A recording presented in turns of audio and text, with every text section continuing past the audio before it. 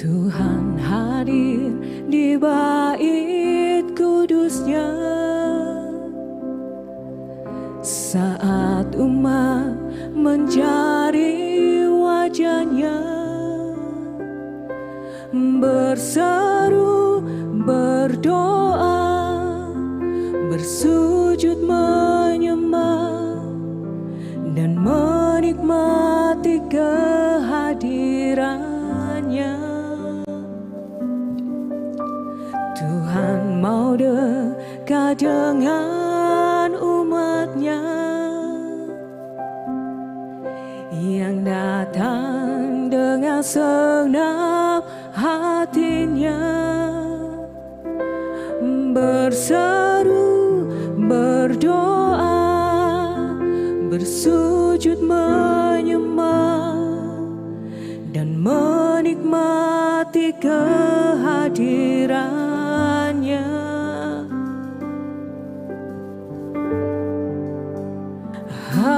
Hadiratmu memenuhiku,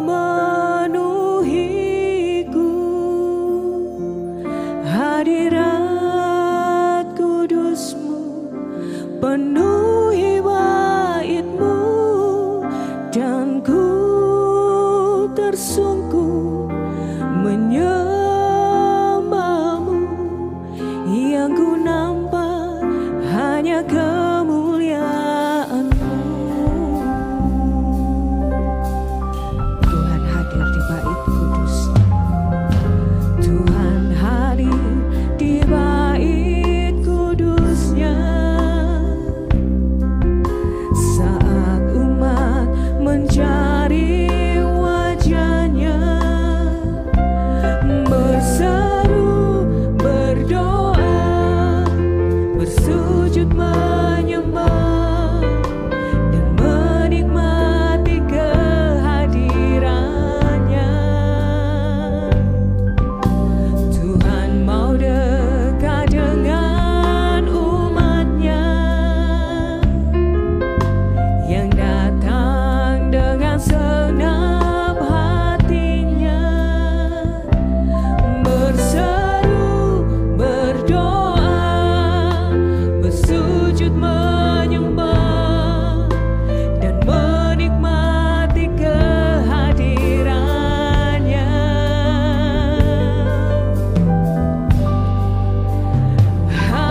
Hadiratmu memenuhiku, hadirat kudusmu penuhi baitmu, dan ku tersungkur menyembahmu. Yang ku nampak hanya kemuliaan-Mu. Hadiratmu memenuhiku, hadirat kudusmu penuhi baitmu, dan ku tersungkur menyembahmu. Yang ku nampak hanya kemuliaan-Mu. Lebih lagi sama-sama katakan, Tuhan hadir di bait kudusnya. Tuhan hadir di bait kudusnya saat umat mencari wajahnya, berseru, berdoa, bersujud menyembah dan menikmati kehadirannya. Tuhan mau dekat dengan umatnya yang datang dengan segenap hatinya, berseru, berdoa, bersujud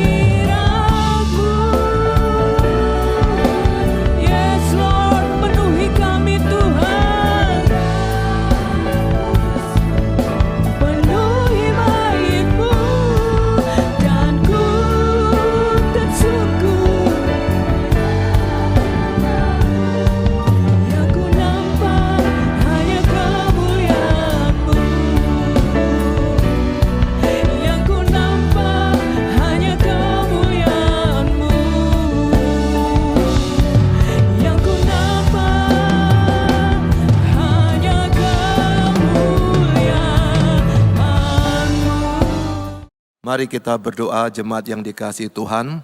Segala puji hormat syukur hanya untuk kemuliaan Allah Bapa di surga. Segala puji hormat syukur hanya untuk kemuliaan Tuhan Yesus Kristus. Segala puji hormat syukur hanya untuk kemuliaan Roh Kudus. Allah Tritunggal yang mulia, kami bersyukur untuk saat yang indah ini. Kami mau sejenak merenungkan firman Tuhan. Tolonglah kami Tuhan untuk bisa memahami apa rencana Tuhan di dalam hidup kami masing-masing saat kami menghadapi persoalan di dalam dunia ini. Tapi kami mau belajar merenungkan dari kisah seorang Daud yang ada di dalam Alkitab. Berbicara kepada kami Tuhan, kami siap untuk menikmatinya. Dalam nama Tuhan Yesus, kami sudah mengucap syukur dan berdoa. Haleluya, mari yang percaya sama-sama katakan yuk, amin. Shalom, apa kabar? Ada sukacita? Hari ini saya senang berjumpa dengan Bapak Ibu, saudara sekalian. Meskipun tidak bertatap muka, tapi saya harap melalui firman Tuhan hari ini ada sesuatu yang bisa engkau dapatkan dan menolong kita bahwasanya sebagai orang Kristen yang beribadah kepada Tuhan yang hidup seharusnya memiliki gaya hidup yang berbeda dengan orang yang tidak bertuhankan Yesus Kristus. Saat ini kita akan bersama-sama merenungkan satu bagian firman Tuhan dari kitab Mazmur, yaitu pasal ke-108. Kita akan membaca bersama-sama mulai ayat yang pertama sampai ayat yang ke-6. Mazmur 108 ayat pertama sampai yang ke-6. Demikian firman Tuhan. Silakan dibuka ya Bapak Ibu yang di rumah masing-masing. Oke, kita baca sama-sama ya. 2, 3. Nyanyian Mazmur Daud. Hatiku siap ya Allah, aku mau menyanyi, aku mau bermazmur. Bangunlah hai jiwaku. Bangunlah hai gambus dan kecapi, aku mau membangunkan fajar. Aku mau bersyukur kepadamu di antara bangsa-bangsa ya Tuhan, dan aku mau bermazmur bagimu di antara suku-suku bangsa. Sebab kasih-Mu besar mengatasi langit dan setiamu sampai ke awan-awan. Tinggikanlah dirimu mengatasi langit ya Allah, dan biarlah kemuliaan-Mu mengatasi seluruh bumi.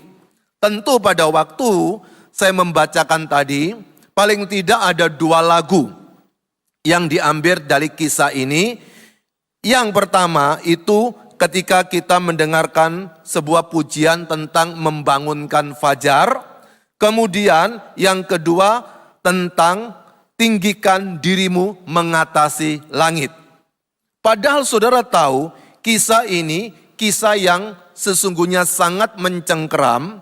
Yaitu pada waktu kita melihat ayat yang selanjutnya, yaitu ayat yang ke-7 yang berkata, supaya terluput orang-orang yang kau cintai, selamatkanlah dengan tangan kananmu dan jawablah aku. Ini saya bacakan sepintas untuk menjelaskan situasi daripada Raja Daud ketika melakukan mazmur ini. Ketika sedang bermazmur ini, dia sedang ingin menyelamatkan apa yang sedang dia perjuangkan. Khususnya orang-orang dia. Ada sesuatu ancaman yang sedang terjadi, ada sesuatu tekanan yang ada di sekitarnya, sehingga dia langsung memuliakan Tuhan. Saudara, ini luar biasa kan? Coba Anda bayangkan, pada waktu seseorang ada masalah, ketika dia menghadapi sebuah pergumulan, pada waktu dia tekanan berat, kita seringkali suka berolah pikir, kita seringkali suka mencari bagaimana cara menyelesaikannya. Kita suka bertukar pendapat, kita membaca begitu banyak, tetapi kita bisa lupa sumber daripada segala sumber hidup, yaitu Tuhan. Pada waktu Daud menghadapi tekanan, pada waktu Daud menghadapi masalah, pada waktu Daud tahu ada serbuan dari pihak lain, dia langsung datang kepada Tuhan. Berarti saudara, kita perlu belajar untuk bisa melakukan seperti yang Daud sedang lakukan ini. Saya tidak tahu kita sedang menghadapi persoalan apa hari ini, pergumulan apa hari ini, mungkin ada tekanan yang begitu berat yang sedang ada di depan kita, saya tidak tahu. Kita tetap berjuang untuk menyelesaikannya. Buktinya apa? Daud itu masih mengingat masalahnya. Jadi ingat ya, orang yang datang kepada Tuhan bukan berarti masalahnya hilang. Kalau kita membaca keseluruhan dari Mazmur pasal 108, itu muncul lebih dari 22 kali Daud menceritakan persoalan yang sedang dihadapi. Maka dari itu, jangan berpikir kalau orang datang bernyanyi memuliakan Tuhan dan berdoa kepada Tuhan, lalu kita berpikir semua masanya lewat. Masih dipikir. Di dalam pemazmur ini, Daud tetap mengingatkan dalam tanda kutip kepada Tuhan, ingat ya tanda petik ya, kepada Tuhan tentang pergumulan yang sedang dihadapinya. Coba perhatikan juga di dalam ayat yang ke-11 itu dikatakan seperti ini pula. Siapakah yang akan membawa aku ke kota yang berkubu? Siapakah yang menuntun aku ke Edom? Kemudian ayat yang ke-12, bukan kau ya Allah yang telah membuang kami dan yang tidak maju ya Allah bersama-sama bala tentara kami. Ayat yang ke-13, berikanlah kepada kami pertolongan terhadap lawan sebab sia-sia penyelamatan dari manusia dan seterusnya. Kalau bisa Bapak, Ibu, Saudara membaca utuh dari Mazmur 108 ini. Satu sisi dia sedang ingin menyelamatkan mereka yang menyerang, tapi di sisi lain dia tahu seakan-akan dia sedang ditinggalkan Tuhan. Coba Anda, kalau kita menghadapi keadaan seperti ini, bagaimana tekanan batin yang sedang dihadapi oleh seorang bernama Daud ini. Kitab Daud, kitab Mazmur maksud saya, dari tulisan Daud ini, dia susunnya adalah berupa puisi. Jadi pada waktu kita memikirkan tentang puisi ini, kita perlu berhati-hati supaya tidak langsung mengambilnya dengan maksud dan tujuan kita sebagai pembelajar di tahun 2025 ini. Tapi perhatikan, kita lihat diawali dengan perkataan sebagai berikut. Nyanyian Mazmur Daud. Berarti sudah jelas sekali penulisnya adalah Daud. Tapi perhatikan dengan teliti, muncul di tulisan itu, aku mau menyanyi, aku mau bermazmur, kemudian aku mau membangunkan fajar, aku mau bersyukur, aku mau bermazmur. Anda perhatikan, muncul 5 kali diulang, aku mau, aku mau, aku mau. Berarti apa? Dalam keadaan yang menurut secara manusiawi sedang tidak baik-baik saja, rupa-rupanya Daud ini memutuskan sesuatu yang berbeda daripada orang pada zamannya mungkin, bahkan pada saat ini mungkin ketika sedang diperhadapkan dengan banyak persoalan. Hari ini kita merenungkan tentang hidup berkemenangan. Gimana caranya supaya kita bisa menikmati hidup berkemenangan? Yang pertama adalah beriman. Perhatikan, di dalam teks itu diawali dengan perkataan seperti ini. Ayat yang kedua, hatiku siap. Berarti apa? Hubungan dengan Sang Pencipta itu baiknya luar biasa. Di dalam ayat yang kedua dikatakan hatiku bersiap, itu tandanya dia tahu sekali apa yang perlu dikerjakannya. Tuhan sudah menyelamatkan Daud berkali-kali di dalam kehidupannya. Lalu dalam kasus ini dia menghadapi pergumulan. Di sisi lain dia seakan-akan ditinggalkan Tuhan. Tetapi dia mengawali sebelum curhatannya keluar, sebelum permasalahannya keluar melalui Mazmur ini. Dia memulainya dengan perkataan hatiku siap atau aku siap. Berarti dia tahu masalah boleh ada, tapi sekarang aku tetap beriman kepada Allah. Dengan perkataan hatiku siap, berarti dia tahu dia sesungguhnya harus menyadari apa saja boleh ada, tetapi saat dikatakan hatiku siap ya Allah, maka muncullah 5 kali kata mau di situ. Perhatikan, dimulai dengan perkataan aku mau menyanyi, aku mau bermazmur, bangunlah hai jiwaku. Saudara, pada waktu kita melihat teks ini, berimannya dia ingin memberikan pujian yang bagus kepada Tuhan.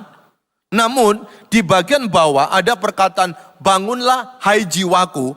Ini lebih tepat dikatakan dengan seluruh kemuliaanku.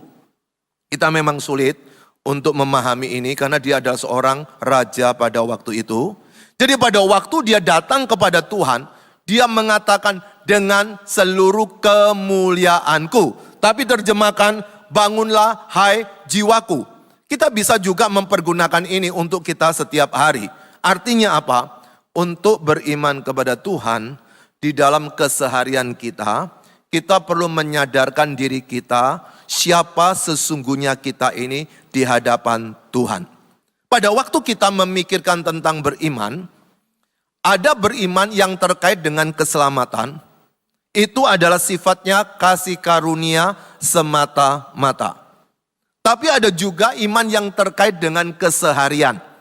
Di mana ketika kita sudah menikmati Yesus sebagai Tuhan dan Juru Selamat kita secara pribadi, tapi dalam keseharian kita tak pernah lepas dari pergumulan di mana kita tetap harus beriman kepada Tuhan. Tapi beriman yang ini saudara, itu tidak ada kaitannya dengan keselamatan kita, suatu hari akan ke surga atau tidak. Ini dua hal yang berbeda. Tapi beriman ketika menghadapi persoalan, itu adalah buah ketika kita sudah menikmati kasih karunia dan kita sudah diangkat menjadi anak-anak Tuhan. Ketika kita sudah menjadi anak-anak Tuhan, semestinya kita bisa berkata setiap hari, hatiku siap Tuhan Yesus. Tetap kita bisa bernyanyi memuliakan Tuhan. Di dalam iman kita, di dalam kesepakatan hati kita, kita berkata, dengan segala keberadaanku, aku mau bernyanyi untuk Tuhan. Seringkali, kalau kita mau perhatikan, saat kita bernyanyi untuk Tuhan, pikiran kita kadang-kadang tidak konsentrasi kan? Kadang-kadang kita tidak fokus. Kita bisa melayang-layang kemana-mana. Maka pada waktu kita ingin menunjukkan hatiku siap, berarti ada keputusan. Untuk apa? Datang kepada Tuhan. Untuk apa? Bernyanyi memuliakan Tuhan. Dengan apa? Dengan segenap kemuliaan yang dia miliki.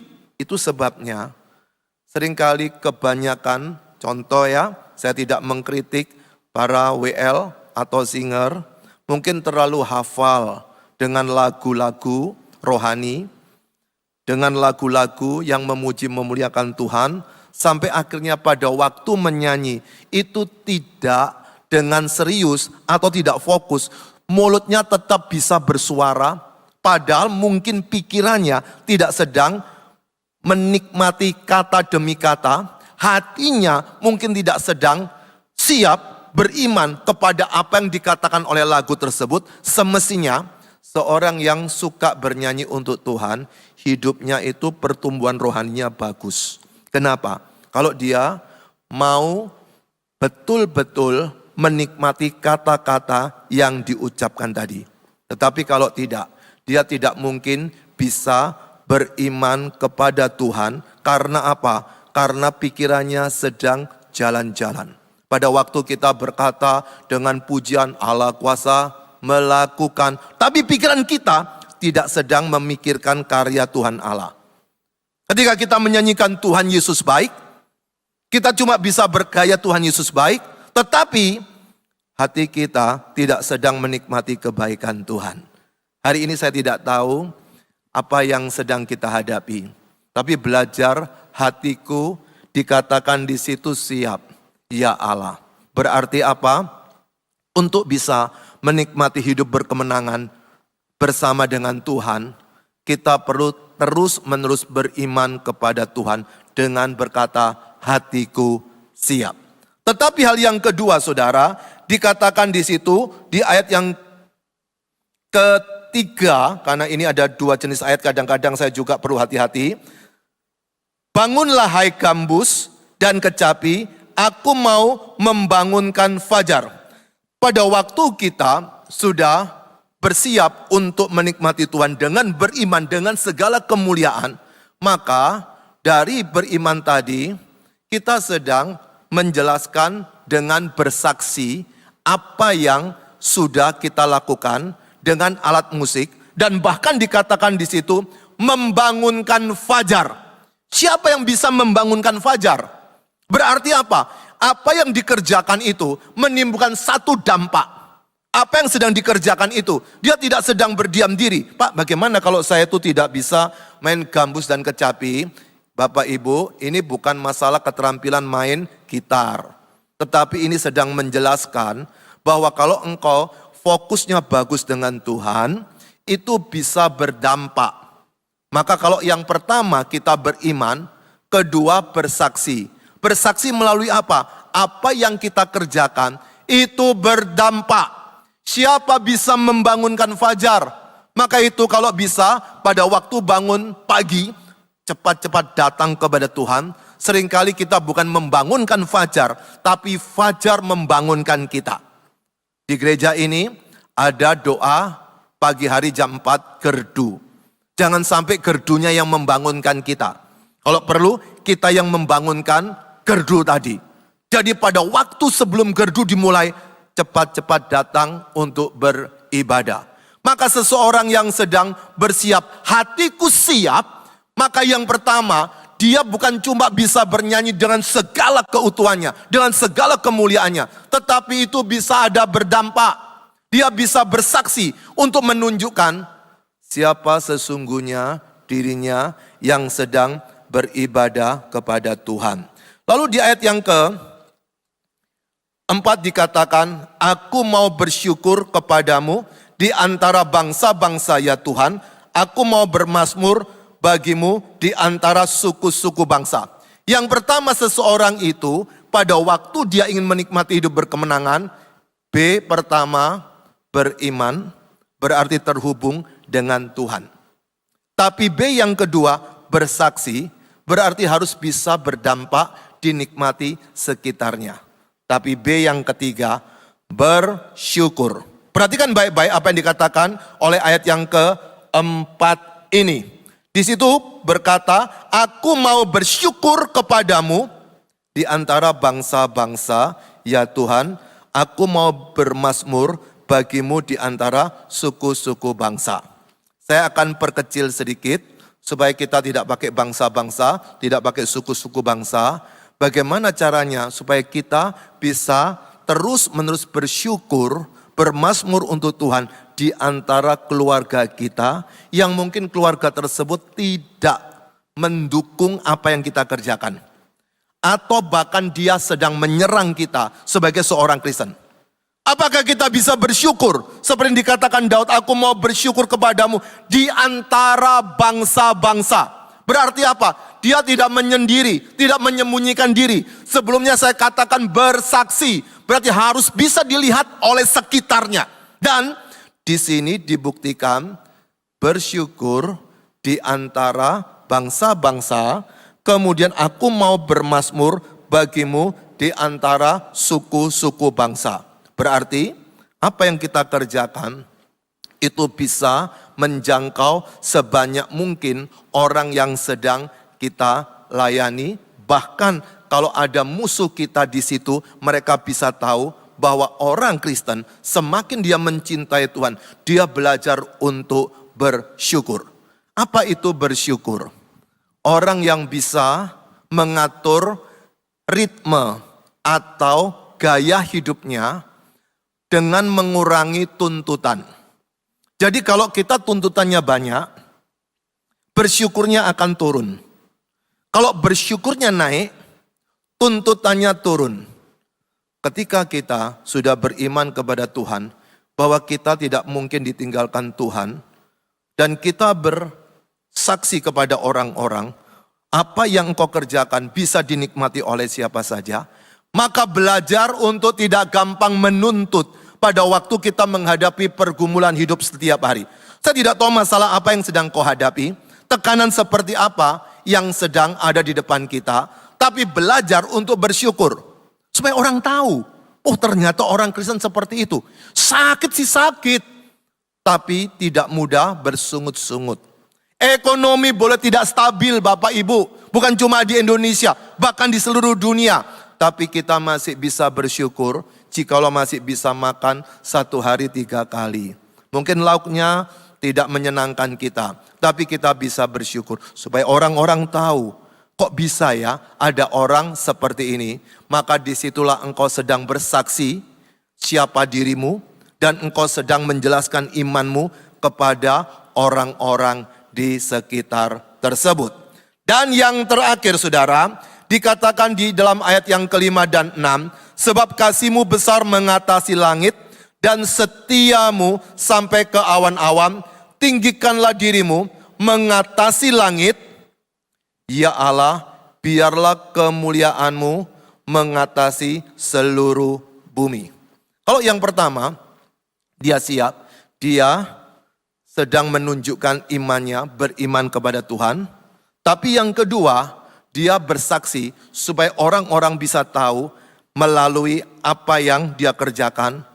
Dan dibuktikan dengan bersyukur bahwasannya apa saja yang dihadapi, dia hadapi. Tapi yang terakhir, dia tetap memuliakan Tuhan. Pada waktu seseorang memuliakan Tuhan, maka di situ dia sedang berjuang untuk tetap terhubung dengan Tuhan. Bagaimana kita bisa terhubung dengan Tuhan? Dia berkata seperti ini, sebab kasihmu besar mengatasi langit, dan setiamu sampai ke awan-awan, tinggikanlah dirimu mengatasi langit, ya Allah, biarlah kemuliaanmu mengatasi seluruh bumi. Dan ketika orang tersebut sudah menunjukkan imannya yang begitu bagus, dia bersiap. Kemudian yang kedua, dia terus bergairah untuk apa? Untuk bersaksi. Dan yang ketiga, dia bersyukur. Dan yang terakhir, dia baru bernyanyi buat kebaikannya Tuhan. Pada waktu seseorang dia bernyanyi tentang apa saja yang sudah Tuhan kerjakan, maka di situ dia sedang memuliakan Tuhan dengan apa yang dihadapi setiap hari. Seringkali kita memuliakan Tuhan kalau sesuatu itu menyenangkan kita, kalau sesuatu itu bermanfaat bagi kita. Tapi kita susah bernyanyi untuk Tuhan. Makanya kenapa saya awali dengan kita ini beriman. Banyak orang bernyanyi tidak beriman.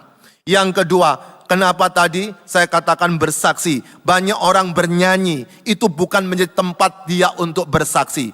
Tapi yang ketiga, kenapa lebih dulu bersyukur. Pada waktu engkau bernyanyi memuliakan Tuhan, pastikan kita sudah beres dengan diri kita dengan cara bersyukur. Baru kita dengan plong, dengan sukacita, dan kita berkata, sebab kasihmu besar mengatasi langit. Apa yang sedang mau ditunjukkan di sini? Sebab kasihmu besar mengatasi langit, itu sedang menjelaskan satu peristiwa di mana persoalan boleh ada, tapi Tuhan tidak pernah meninggalkan kita. Kenapa? Karena kasihnya mengatasi langit. Pernahkah kita ingat dari Yohanes pasal 3 ayat 16? Karena begitu besar kasih Allah akan dunia ini. Saudara, kasih yang besar ini bukan cuma masalah yang fana. Tetapi dia, kasih Allah yang luar biasa ketika Yesus turun ke dalam dunia. Itu terkait dengan jiwa-jiwa yang haus akan Tuhan. Akan dipuaskan di situ. Bahkan kalau dia sudah ada dosa yang tersimpan, dia bisa mengaku dosa. Maka pada waktu dia menikmati Yesus, maka dia akan menikmati yang kedua. Dan setiamu sampai ke awan-awan. Apakah kita pernah menikmati kesetiaan Tuhan? Bagaimana kita menikmati kesetiaan Tuhan? Hari ini ketika engkau sedang menghadapi pergumulan seberat apapun juga. Kalau hari ini kau mengaku dosa, membuka hatimu menerima Yesus sebagai Tuhan dan Juru Selamatmu secara pribadi. Itulah kesetiaan Tuhan ketika kita memberikan diri kita kepada Tuhan. Dia tidak pernah menolak. Dia tidak menunggu sampai kita hebat. Dia tidak memilih kita karena bakat kita. Tapi apa yang kita miliki datang kepada Tuhan. Kita akan menikmati kesetiaan tersebut. Puncak kesetiaan pada waktu Yesus mati di atas kayu salib. Dan ketika dia berkata sudah selesai. Itulah Allah yang setia. Dia betul-betul mencintai kita. Bukan cuma propaganda. Bukan cuma provokasi. Bukan cuma pandai berbicara. Tetapi sudah ada sesuatu yang nyata yang dia kerjakan saat mau berkorban di atas kayu salib. Hari ini, jikalau engkau sudah memiliki Yesus, mestinya engkau bisa menunjukkan orang yang siap, berimannya bagus. Yang kedua, engkau tetap suka bersaksi. Bahkan engkau lebih dulu menunjukkan melalui perbuatanmu sebagai orang Kristen. Dengan membuktikan engkau tetap bersyukur dengan apapun yang ada. Dan jangan lupa bernyanyi untuk Tuhan ketika engkau sudah membereskan yang pertama, yang kedua, dan ketiga baru bernyanyi. Lalu di ayat yang ke-6 terakhir, tinggikanlah dirimu mengatasi langit ya Allah, biarlah kemuliaanmu mengatasi seluruh bumi. Maka ketika menyanyikan pujian tersebut, mengizinkan Tuhan untuk memimpin hidup kita, karena dia tahu ketika Allah berkarya, maka rencana Allah yang terjadi. Itu sebabnya ketika kita menikmati Tuhan, betul-betul seperti seorang yang tanda petik, orang bodoh saat menghadapi maut yang ada di depan. Tetap menantikan pertolongan Tuhan. Tinggikan dirimu Tuhan, mengatasi langit. Berarti apa? Bencana apa yang ada di bawah langit, Tuhan ada di atas langit. Biarlah kemuliaanmu mengatasi seluruh bumi. Pada waktu Tuhan tinggi di atas langit dan kemuliaan ada di muka bumi ini, seharusnya kita bisa menikmati tanda petik lagi karena banyak puisinya itu surga yang ada di sekitar kita. Jadi ketika kita hidup bersama dengan Tuhan, mestinya kita tetap tegar, kita tetap kuat, tidak gampang putus asa. Kenapa? Karena kita tahu Tuhan kita tidak pernah tidak mengasihi kita. Tuhan kita tidak pernah tidak setia. Tuhan kita begitu perkasa. Dia bisa mengatasi langit. Tuhan kita begitu hebat. Dia bisa menunjukkan kemuliaannya di atas bumi. Namun siapa yang bisa merasakannya? Yaitu orang yang beriman. Yaitu orang yang bersaksi. Yaitu orang yang bersyukur. Yaitu orang yang bernyanyi. Ada 4B ini. Saya rindu engkau bawa sebagai bekal menghadapi kehidupan yang nyata. Tiap hari katakan aku siap Allah. Berarti engkau punya iman yang stabil. Tapi yang kedua, engkau tetap belajar untuk berani membangunkan fajar. Bukan cuma mempergunakan alat musik supaya didengar oleh orang-orang. Tapi engkau sedang menjelaskan siapa dirimu. Engkau tetap berani bersaksi. Banyak orang-orang di sekitar kita yang belum berjumpa dengan Yesus. Apakah kita tidak punya belas kasihan membawa dia kepada Yesus? Mungkin kita tidak berani berkata-kata dengan tutur kata, tapi kita bisa melakukan dengan harta kita, dengan kebaikan kita, dengan kesetiaan kita, dengan apa saja kita bisa tunjukkan kepada mereka. Itulah bersaksi. Dan jangan lupa, belajar bersyukur buat apa saja yang kita sudah miliki. Pada waktu kita belajar bersyukur, kita sedang membawa satu posisi di mana Tuhan yang kita sembah bukan Tuhan yang abal-abal. Bukan Tuhan yang tidak bisa menolong kita. Supaya bangsa-bangsa tahu bahwa Tuhan yang kita sembah, Tuhan yang punya kelas paling tinggi, dan yang terakhir bernyanyi untuk dia. Karena dia memiliki kemuliaan di atas segala yang ada. Mari kita tunduk kepala dan kita berdoa. Saya berikan waktu sejenak saudara merenungkan firman Tuhan tadi, berkat apa yang bisa dinikmati hari ini? Ada 4B. Beriman, siap, bersaksi, bisa dilihat, bersyukur, jadi berkat, bernyanyi, memuliakan Tuhan. Yang mana yang hari ini mengganggu kerohanianmu? Bisa dikoreksi, bisa dibenahi, dan kita bisa menikmati hidup berkemenangan. Allah Tritunggal Maha Kudus, dengarkan tiap umatmu yang berdoa setelah mendengarkan firman Tuhan tadi. Berikan kekuatan kepada kami masing-masing untuk menerjemahkannya dalam diri kami. Supaya kami bisa menjadi pelaku firman dimanapun kami berada. Masalah boleh ada, tapi kami punya Tuhan yang hebat, yang tidak pernah meninggalkan kami.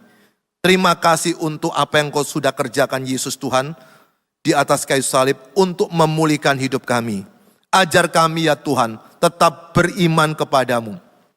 Ajar kami tetap bersaksi supaya orang tahu siapa diri kami. Ajar kami bisa bersyukur saat sedang menghadapi semua pergumulan dan tetap bernyanyi untuk Tuhan karena kebaikan Tuhan sudah kami terima. Berkati umatmu dengan macam-macam pergumulan. Melalui firman Tuhan ini kami mendapatkan pemulihan secara rohani. Di dalam nama Tuhan Yesus kami sudah mengucap syukur dan berdoa. Haleluya. Mari yang percaya sama-sama katakan amin. Tuhan Yesus memberkati. Sampai berjumpa. Sebab Kau besar, perbuatanmu ajaib. Yes, sungguh tiada yang seperti Engkau Tuhan. Engkau besar, Engkau mulia Tuhan. Sebab Kau besar, perbuatanmu ajaib. Tiada seperti Engkau. Tiada seperti Engkau. Sebab Kau besar, perbuatanmu ajaib. Sungguh tiada yang seperti Engkau Tuhan. Engkau dahsyat, Engkau ajaib, Engkau perkasa. Yes Lord, agungkan Yesus. Dia yang terbesar dari segalanya. Haleluya. Yes. Tiada seperti Engkau.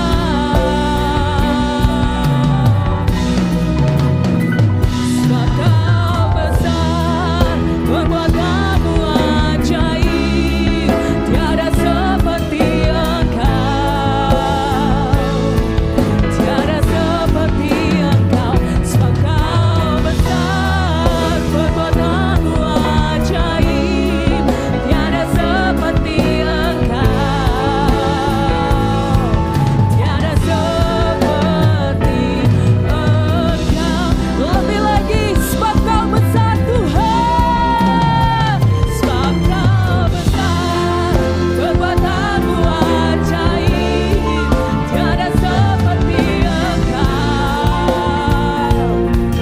Tiada seperti Engkau. Sebab Kau besar. Tiada seperti Engkau. Tiada seperti Engkau. Tiada seperti Engkau. Tiada seperti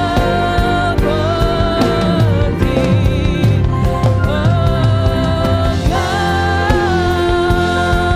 Sungguh tidak ada Allah satupun Tuhan yang seperti Engkau. Terima kasih Tuhan atas kebaikan-Mu. Kau telah pimpin kami untuk menyelesaikan ibadah doa malam di malam hari ini. Kami percaya Tuhan, di tengah-tengah pergumulan kami tetap setia kepada Engkau Tuhan untuk terus Tuhan memanjatkan doa kami.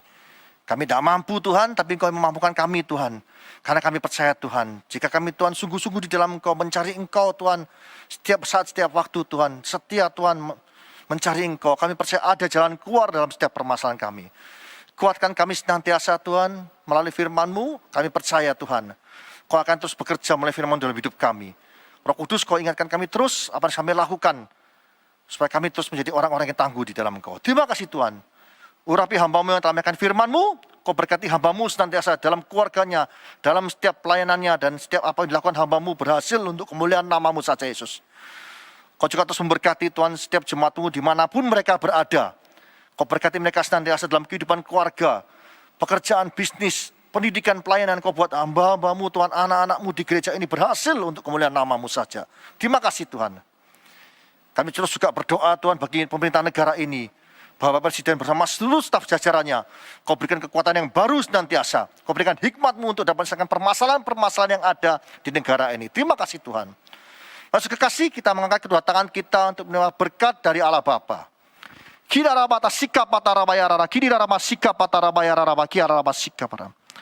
Tuhan, layakkan hamba-Mu untuk menerima berkat bagi jemaat-Mu dimanapun mereka berada. Saudara kasih, terimalah berkat dari Allah Bapa di dalam anaknya Tunggal Yesus Kristus dan persekutuan Roh Kudus. Mulai saat ini sampai selama-lamanya. Kau tidak menjadi ekor tapi kepala. Kau tidak turun tapi naik. Asal makan firman Tuhan dengan sungguh-sungguh. Siapapun yang percaya atas perkataan ini, mari kita bersama-sama berkata, Amin.